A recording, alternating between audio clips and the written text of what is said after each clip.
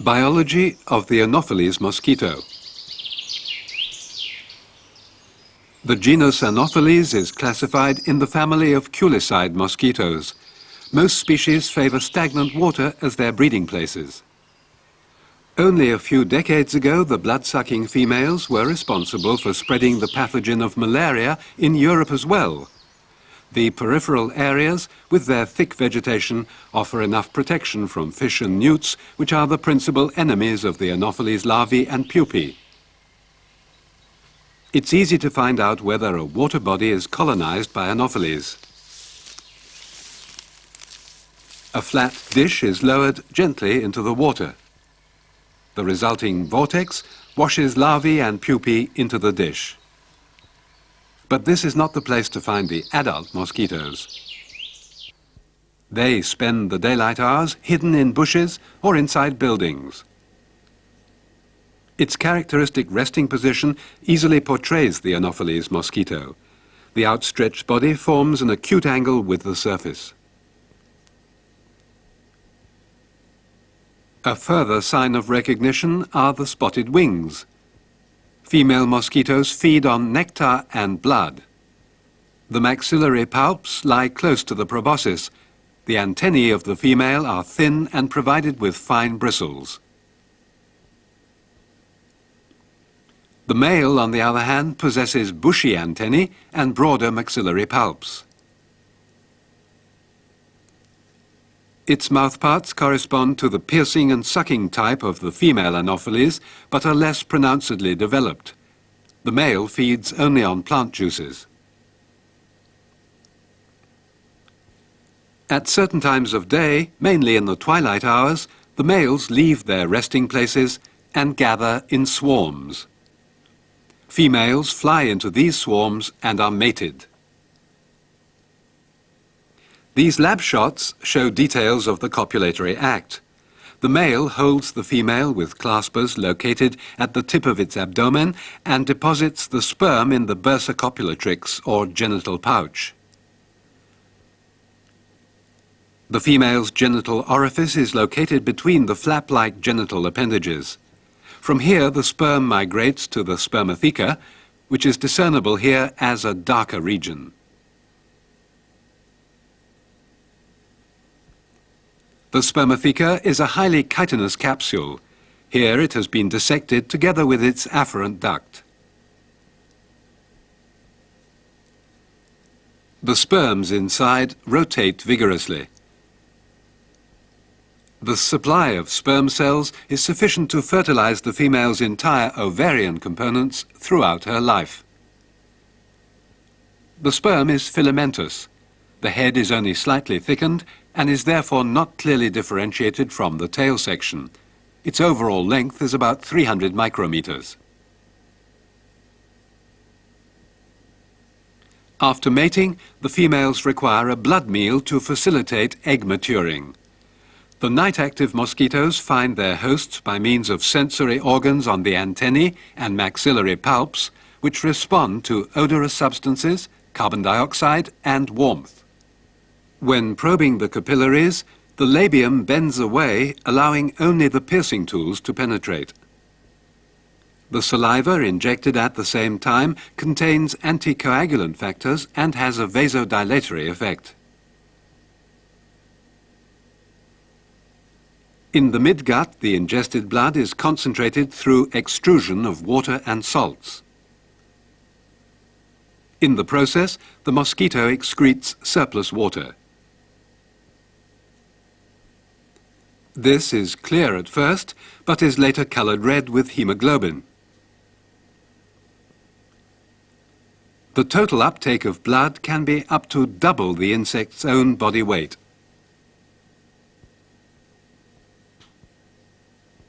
A dark resting place is sought out in order to digest the blood meal. The proteins are used to synthesize the yolk constituents of the egg. After 2 to 5 days, the eggs are ripe. They are fertilized only shortly before laying. The roughly 1 millimeter long eggs are pointed at each pole. They are deposited individually on the water where they form a loose aggregate on the surface. The size of a clutch, depending on the time of year, is between 150 and 500 eggs. Air-filled floats prevent the eggs from sinking. The egg membrane hardens within a few hours. On the dark surface, it is now easy to see the floats and frills. These floating accessories are specialized processes of the chorion and typical of the anopheline mosquitoes. The larva develops inside the egg. Here the process is speeded up 3,000 times. The head of the embryo lies at the thickened end, where its eye can be seen shining through the chorion. The demarcation between the head and thorax, the cephalic furrow, is already visible here as a vertical line. After about 2 days, the larva emerges head first. Between the two reddish-colored eyes, a dark marking is visible. This is the hatching spine, which serves to open the egg membrane. The larval body is slender and dorsoventrally flattened. It has a coat of strong bristles. As it grows, the larva molts several times. Its head consists of a rigid chitinous capsule. Above the mouth opening there are several powerful brushes for filter feeding. They create a water current from which the larva filters its food. To graze the water surface, the larva can turn its head through 180 degrees. Laterally, we see the precursors of the compound eyes, which at this stage are already well advanced. In more mature larval stages, the thoracic region is strongly developed. The abdomen is differentiated into 9 segments. The hindmost is equipped with a ventral brush and caudal setae.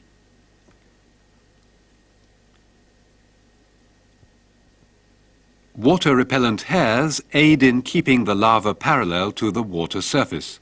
Because of their distinct shape, these are known as palmate hairs. They are inserted pairwise into the abdominal segments.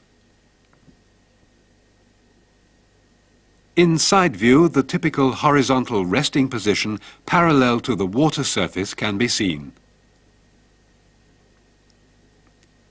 The larvae are breathing by 2 spiracles. They are located on the dorsal surface of the penultimate abdominal segment. The spiracular apparatus is not wettable by the water.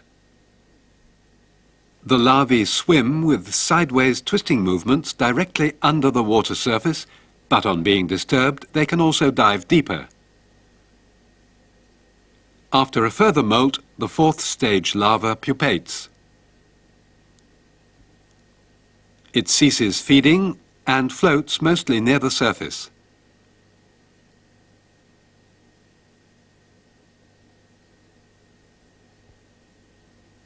Freshly hatched pupae are still light in color. The head and thorax are fused, while the mobile abdomen can perform swimming movements.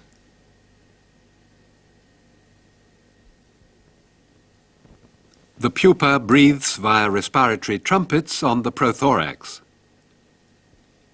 In the resting state, the abdomen is bent under the thorax. It does not straighten until shortly before emergence. Within 2 to 3 days, the rudiments of adult organs develop to completion inside their imaginal buds. The antennal sheath arches backwards above the compound eye. The dark spotted legs and folded wings are clearly recognizable.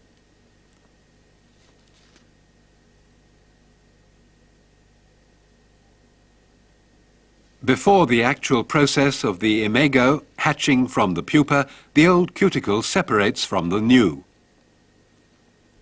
This process is preceded by several hours of swallowing movements by the cibarial pump and esophagus. This probably serves to extrude fluid from the interstitial space and suck air in through the spiracles. Finally, the pupa stretches and the cuticle ruptures along the preformed molting seam.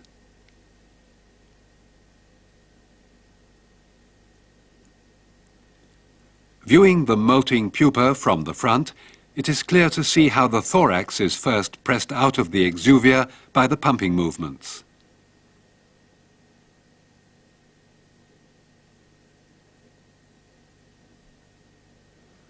In molting, all the surfaces of ectodermal origin are renewed, including the fore and hind gut, as well as the trachea.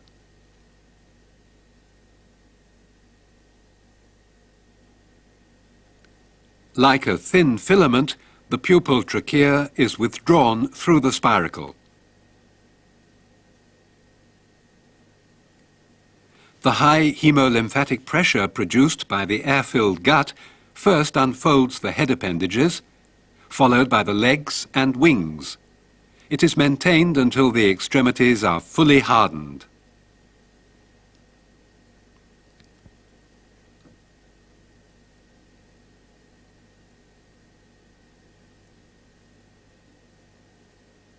Movements of the abdomen and legs serve to free the imago from the exuvia.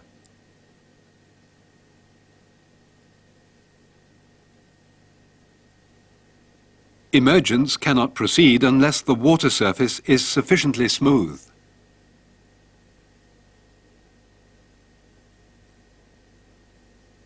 On completion of the procedure, the mosquito secretes a drop of fluid.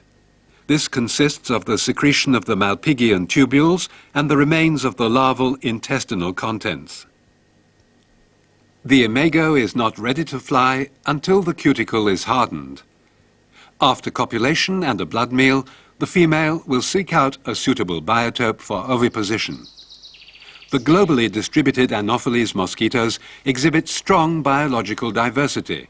They have adapted themselves specifically to widely varying environmental conditions. Species identification and precise knowledge of their mode of life are the preconditions for successful control of the mosquito and the disease it transmits.